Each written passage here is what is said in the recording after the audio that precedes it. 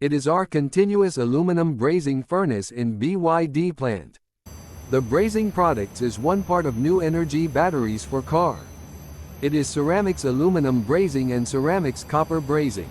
The working temperature is 615 to 625 Celsius temperature.